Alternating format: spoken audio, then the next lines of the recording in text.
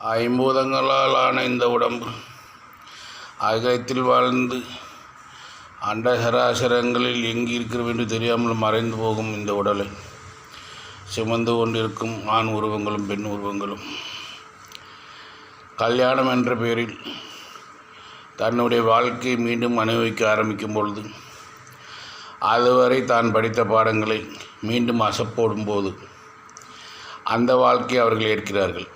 அதாவது 1 முதல் காலேஜ் வரையோ 12வது வரையோ படித்து வேலைக்கு சென்று வேலைக்கு செல்லாமலோ ஒரு ஆணும் பெண்ணும் திருமணம் செய்து கொண்டாங்கன்னா அந்த திருமணத்தின் வாயிலாக அதனால் வரை அவர்களது தாய் தந்தையர்கள் என்ன கடமைகள் செய்தார்களோ அந்த கடமைகளை அவர்கள் திரும்பவும் செய்யும் பணியினை ஏற்றுக்கொண்டார்கள் என்பது அர்த்தம்.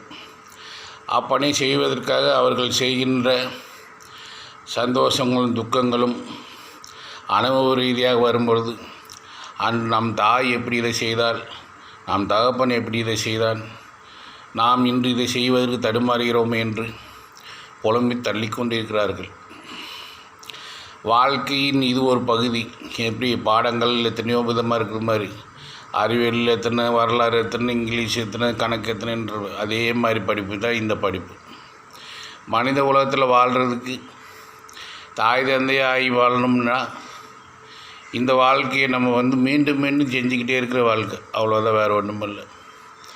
அப்போயாத்த என்ன செஞ்சாங்க, அது வரைக்கும் நம்ம என்ன கனவுகள் இருந்துக்கு வந்தோம், அவனை நினச்சேன் இவனை நினச்சேன், இவங்க கூட விளாண்டோம், இவங்க கூட படுத்தோம், இவங்க கூட சிரித்தோம், இவங்க கூட படித்தோம், இந்த வாத்தியார் நல்ல வாத்தியார், இந்த வாத்தியார் கெட்ட வாத்தியார், இந்த டீச்சர் கெட்டவங்க, அவன் பணக்காரன் இவன் ஏழை, நம்ம பணக்காரனாக இருந்தால் ஏழை ஆகிட்டோம், பணக்காரனாக இருந்தால் ஏழை ஆகிட்டோம், ஏழை இருந்து பணக்காரன் ஆகிட்டோம், கார் வாங்கிட்டோம், வண்டி வாங்கிட்டோம், புது வீடு வாங்கிட்டோம், இப்படின்னு பலவிதமான சிந்தனைகளை மீண்டும் மீண்டும் மீண்டும் ஆராய்ந்து கொண்டே செல்வதற்கு பேர் தான் இந்த திருமண வாழ்க்கை.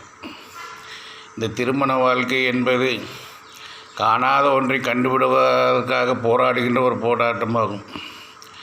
நாம் உடலில் உள்ள கழிவுகளை அவ்வளோ வழியாக கண் காது மூக்கு என 5 புலங்களும் உடலில் உள்ள நவக்கிரகங்களும் வெளியேற்றி கொண்டே இருக்கின்றன.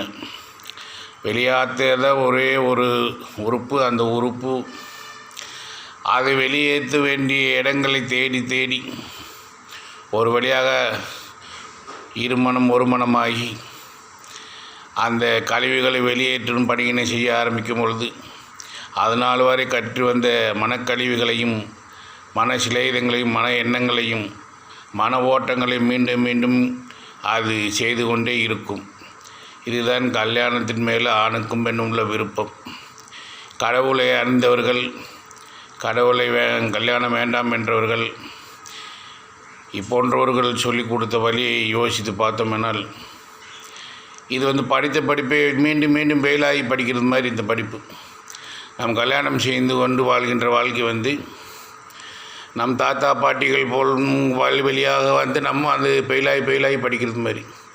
எங்கள் ஜிஎம் படிச்சுட்டு போயிட்டா நானும் அதே பள்ளிக்கூடம் படிக்கிறேன், எங்கள் அப்பையும் படிச்சுட்டு போயிட்டா, எங்கள் ஆத்தா படிச்சுட்டு போயிட்டா, எங்கள் அம்மத்தா படிச்சுட்டு போயிட்டா, எங்கள் அப்பத்தா படிச்சுட்டு போயிட்டா நானும் அதே பள்ளிக்கூடத்தில் படிக்கிறேன்னு படிப்பு தான் இந்த படிப்பு.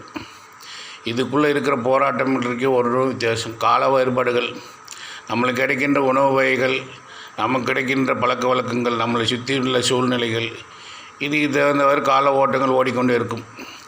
இப்படித்தான் முன்னோர்கள் வாழ்ந்தார்கள், பின்னோர்கள் வாழ்ந்தார்கள், நாமும் வாழ்கிறோம், நமக்கு பின்னாடி இருப்பவரும் வாழ போகிறார்கள். அதனால் இதில் துன்பம் என்பதை ஒதுக்கிவிட்டு ஒரு கனவான வாழ்க்கை தான். இந்த கனவு காணும் வாழ்க்கையை நாம் செவ்வனே செய்வதற்காக போராடுவது, மல்லு கட்டுவதும், ஏமாற்றுவதும், பொய் பேசுவதும், களவாடுவதும் மிக மிக பாவச் செயலாகும். இந்த பாவங்களை செய்யாமல் நீதிபதி கடவுள் கொடுத்த வாழ்க்கையின்படி ஆண் பெண் முறையில் கலந்து குழந்தை பேறு பெற்று அவைகளை வளர்த்து இருக்கும் பணங்களை கொண்டும் இருக்கும் வாழ்க்கைகளை கொண்டு வசதி வாய்ப்புகளை கொண்டு வாழ்ந்தோம் என்றால் போதுமாக இருக்கும். இந்த உலகத்தில் வாழ்வதற்கு தேவை நமக்கு உணவு, இருப்பிடம், அதை தேவையான அளவுக்கு சம்பாதித்து தேவையான அளவுக்கு அடுத்தவர்களுக்கு துன்பமெல்லாம் வாழ்ந்தோம் என்றால் நாம் இந்த கலியுகத்திலே பெறுகின்ற சந்தோஷம் வேறு எதுவும் இல்லை. கழிவை அழிக்கு இறப்பதற்காக போய் கழிவுகளை நாம் மீண்டும் மீண்டும் செவந்து கொண்டே இருக்கின்றோம். எனவே கண்களை திறந்து பார்ப்போம். கனவு என்னும் வாழ்க்கையை மறந்துவிட்டு இறை அன்பர்கள், இறைவனை அறிந்தவர்கள் சொல்கின்ற இன்னும் பல்விதமான வழிகள் இருக்கின்றன. கல்யாணம் அல்லாத வழி, கல்யாணம் பண்ணினதுக்கப்புறம் வாழ்கிற வழி, கடவுள் அறியும் வழி, குழந்தையில் வழி, இளமையில் வழி, என்னென்னவோ இருக்கின்றதோ அதைகளை ஒவ்வொருத்தரும் பயன்படுத்திக்கொள்ள சந்தர்ப்பங்கள் கிடைக்குமாயின் அதுவே இறைவன் கொடுத்த வரமாகும். நன்றியோடு இறைவனை நினைப்போம், நன்றியோடு துதிப்போம். பிறருக்கு எந்த விதத்திலும் நாம் துன்பம் தராமல் வாழ்வோம். ஒவ்வொரு கடவுளுக்கும் ஒவ்வொரு சாமிக்கும் என்று வாழ்க்கை வரலாறு இருக்கின்றது, வணங்க முறைகள் இருக்கின்றது. அவரவர் வாழ்க்கை முறைப்படி அவரவர் வணங்கி கொள்ள ஏதுவாக நாம் உதவியாக இருப்போம். பிறரை துன்பப்படுத்தாமல் வாழ்வோம், நன்றி செய்வோம், உண்மையை பேசுவோம். ஓம் நம சிவாய, ஓம் சக்தி, ஓம் நமோ நாராயணம், ஓம் மகாலட்சுமி, ஓம் பிரம்மதேவ சரஸ்வதி, நந்தீஸ்வராய, முருகா, விநாயகர், வள்ளி தெய்வானை போற்றி, கருப்பகிழவனை போற்றி, ஆதிசிவனை போற்றி, சந்தனமாரியை போற்றி, சங்கடங்கள் தீர்ப்பவளை போற்றி, ஆதிலட்சுமியை போற்றி, அன்னலட்சுமியை போற்றி, மலை தருவாய் போற்றி. ஓம் நம சிவாய், சிவாய நம. கடவுளே, இந்த படங்கள் வெளியேறும்போது உலகில் எங்கும் வெப்பம் தணிந்து மழை பெய்ய எல்லா வல்ல தெய்வங்கள் அனைவரும் உதவிட வேண்டும். எல்லா பக்த கோடிகள் யாவரும் பக்தி செய்து மழை வேண்ட வேண்டும் என்பதை கேட்டுக்கொண்டு இந்த வீடியோவை முடிக்கின்றேன். நன்றி, வணக்கம்.